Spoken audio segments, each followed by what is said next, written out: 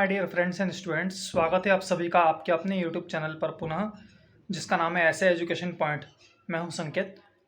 तो आज के इस वीडियो में आप लोगों के लिए मैं लेकर आया हूं अरिथमेटिक प्रोग्रेशन, यानी कि समांतर श्रेणी। तो प्रश्नावली एक 5.1 है ना, 5.1 एक्सरसाइज 5.1 हम इस वीडियो में कवर करने वाले हैं। तो आप वीडियो को शुरू से लेकर अंत तक बहुत ध्यान से देखिएगा, ताकि आपको अरिथमेटिक प्रोग्रेशन यानी कि समांतर श्रेणी के सारे डाउट्स क्लियर हो जाएं। तो चलिए बिना देर किए वीडियो को स्टार्ट करते हैं। और हाँ, जो भी लोग चैनल पर नए हैं, जो भी स्टूडेंट्स चैनल पर नए हैं, वो वीडियो को लाइक और चैनल को सब्सक्राइब ज़रूर कीजिएगा, ताकि आपको फ्यूचर में इन शॉर्ट ऐसे वीडियोस के इंफॉर्मेशन मिलते रहे। तो चलिए ये वीडियो को स्टार्ट करते हैं। तो देखिए, जो एक्सरसाइज 5.1 है, इसमें सबसे पहले जो है ये वर्ड प्रॉब्लम्स हैं, जिसमें हमको ये बताना है कि ये श्रेणी समांतर है या नहीं। तो पहला जो है ना, फर्स्ट क्वेश्चन में यही बताना है कि समांतर श्रेणी मतलब कि अरिथमेटिक प्रोग्रेशन है या फिर नहीं। तो जो फर्स्ट है, the taxi fare after each kilometre when the fair is 15 for the first kilometre and ₹8 for the additional kilometre.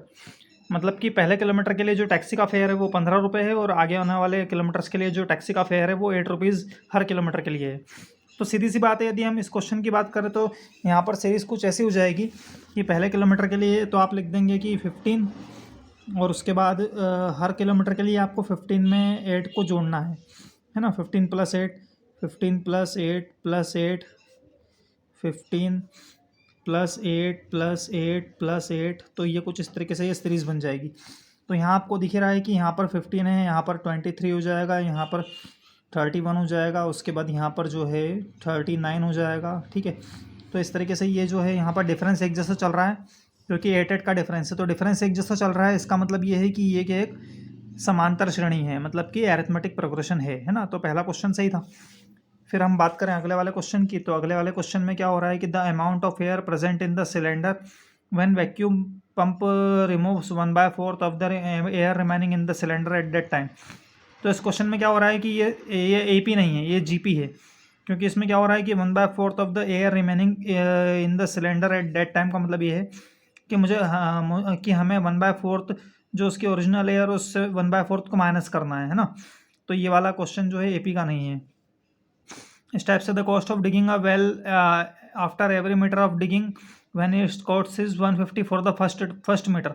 मतलब कि पहले वाले के लिए 150 रुपये उसका है, और बाद में 50 रुपीज़ जोड़ते जा रहा है ना। तो इसका मतलब ये है कि ये वाला जो है ये भी ये AP होगा, क्योंकि फर्स्ट वाले का जो प्राइस है वो फिक्स है। तो ए जो पहली टर्म है वो फिक्स है, और उसके बाद 50 रुपये जोड़ते जा रहा है। तो मतलब ये क्या है कि ये फिक्स, मतलब ये फिक्स है कि 150, फिर 200, फिर 250, मतलब 150 प्लस, उसके बाद 200, फिर उसके बाद 250। तो इस तरीके से ही चलते जा रहा है।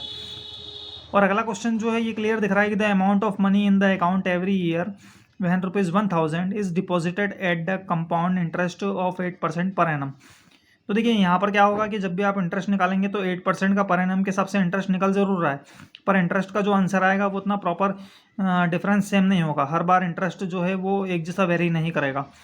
तो क्योंकि यहाँ पर क्या हो जाएगा कि जब ये अगली बार क्या बन जाएगा कि कंपाउंड इंटरेस्ट की बात करें तो ये जो अभी प्रिंसिपल है, ये अगली बार में मतलब अमाउंट बन जाएगा और वो प्रिंसिपल बन जाएगा। तो प्रिंसिपल चेंज होता रहेगा, है ना। तो चेंज होगा तो जो प्रिंसिपल जो चेंज होगा वो उस अमाउंट में चेंज नहीं होगा। तो ये AP का क्वेश्चन ये भी नहीं है। ठीक है, फिर अगली जो क्वेश्चन नंबर 2 है, उम्मीद है कि ये आपको क्लियर हो गया होगा। क्वेश्चन नंबर 2 क्या है कि write first form terms of the AP when the first term A and the common difference D are given as follows.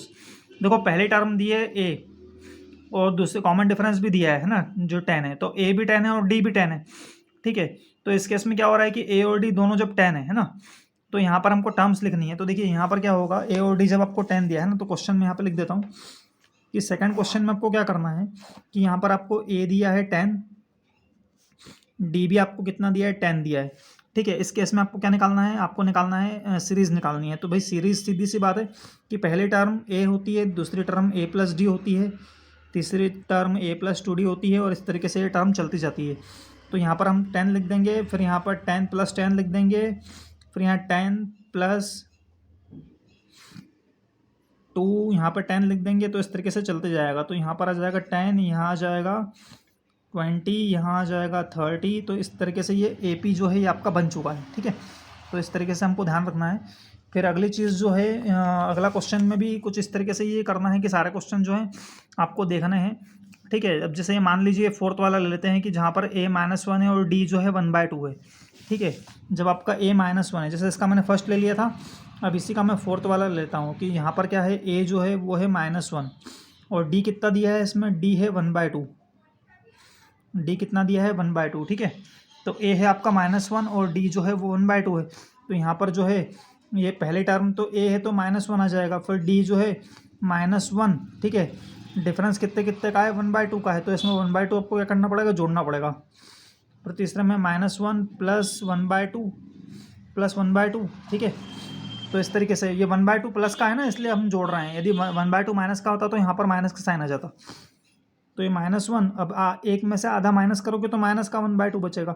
फिर उसमें माइनस एक में से पूरा एक माइनस कर दोगे तो 0 बच जाएगा। फिर ऐसा करते करते यहाँ पर 1/2 बच जाएगा, है ना। फिर उसके बाद 1 बचेगा, फिर उसके बाद 1 में आधा जोड़ोगे तो 3/2 हो जाएगा। ऐसा जोड़ते जोड़ते, है ना, ये 3/2 मतलब क्या है, ये 1.5 है, ठीक है। तो इस तरीके से कुछ चलता रहेगा ये।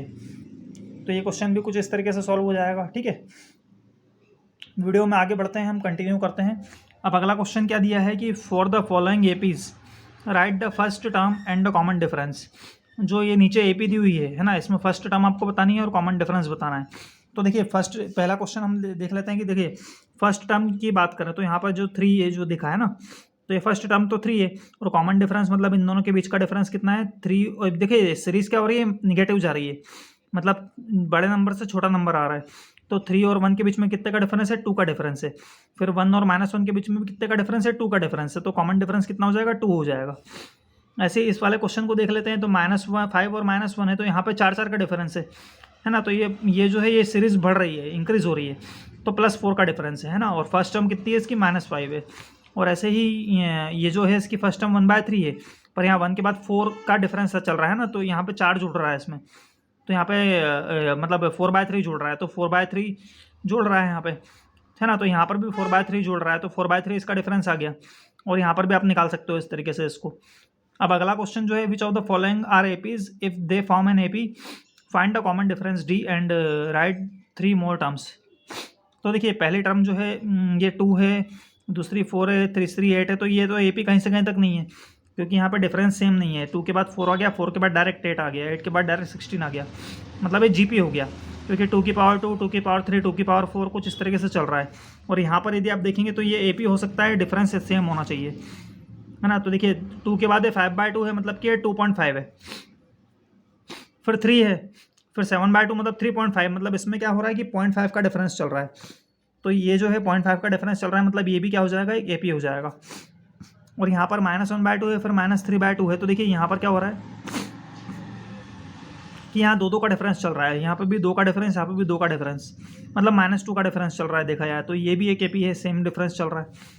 अब यहाँ पर देखिए, यहाँ देख लीजिए, यहाँ पर सेम डिफरेंस नहीं है ना। तो ये जो है ये क्वेश्चन में जो है AP नहीं है ये, ठीक है, क्योंकि यहाँ पे डिफरेंस अलग हो गया। यहाँ 4 का डिफरेंस हो गया और यहाँ देखिए फिर 4 के बाद 2 का डिफरेंस, हाँ ये सॉरी ये भी AP है, क्योंकि ये 4 का डिफरेंस चल रहा है, +4 का, है ना। 10 के बाद 6, 6 के बाद -2 और -2 के बाद +2, तो हर एक में 4 का डिफरेंस है। फिर ऐसे ही यहाँ पे 3 +√2, 3 +2√2, 3 +3√2। तो यहाँ पर क्या हो रहा है कि यहाँ पर जो डिफरेंस है ये √2 का चल रहा है, √2, 2√2, 3√2, तो √2 का डिफरेंस चलते जा रहा है। फिर ये वाला नहीं है, देखिए इसमें क्या हो रहा है कि 0.2, 0.22, 0.222। तो यहाँ पर क्या है, डिफरेंस सेम नहीं है, क्योंकि आप इसको माइनस करके देखेंगे तो सेम नहीं आएगा। फिर 4, 8, 12, तो ये तो AP है ना, ये भी है। और यहाँ पर जो है 1/2, -1/2, फिर ये -1/2। तो यहाँ पर डिफरेंस तो कुछ है, ये तो सेम ही है चारों। तो ये तो AP हो गए, तो इसके अगले वाली टर्म में जाएगी -1/2, फिर यहाँ पर भी -1/2। तो इस तरीके से चलते जाएगा, ठीक है, कुछ इस तरीके से चलते जाता है। आगे देखते हैं, 2 मिनट, ठीक है। तो ये पहले एक्सरसाइज में तो यही है। अब जैसे 1, 3, 9, 27 है, तो यहाँ पर क्या है कि GP हो रहा है, क्योंकि ये डिफरेंस सेम नहीं है। पहली बात तो AP तो हो नहीं सकता। और यहाँ पे 3 का टेबल चल रहा है, 3 3 9, 9 3 27, इस तरीके से। तो ये GP भी नहीं है हाँ जहाँ जीपी है, क्योंकि जीपी में क्या होता है कि इसके अपॉन में ये 27/9 मतलब 3 और 9 के अपॉन में 3 मतलब कि ये भी 3, तो ये जीपी हो सकता है जीपी है ना, एपी नहीं है। यहाँ पे ए 2 है 3 है 4 है, तो यहाँ पे क्या हो रहा है मल्टी, यहाँ पे एक का डिफरेंस हो रहा है, ए का डिफरेंस चल रहा है, तो यहाँ एपी है क्योंकि सेम डिफरेंस चल रहा है। और यहाँ पर क्या है कि यहाँ पर भी जो है यहाँ स्क्वायरिंग है, तो ये वाला एपी नहीं है, ठीक है। फिर लास्ट वाले में क्या है √2 √8 √18। देखिए √2 को हम √2 लिखेंगे, √8 को लिखेंगे 2√2, √18 को लिखेंगे 3√2 और इसको लिखेंगे 4√2 5√2 सॉरी, हाँ मतलब ये 4√2, ठीक है। तो ये एपी है। यहाँ पर ये वाला नहीं हो सकता, यहाँ पर भी पावर ये वाला भी एपी नहीं है और ये लास्ट वाला भी एपी नहीं है। उम्मीद है आपको एक्सरसाइज समझ में आ गई होगी। नेक्स्ट वीडियो में इसके बाद वाली नेक्स्ट एक्सरसाइज के साथ हम कंटिन्यू करेंगे। Thank you so much.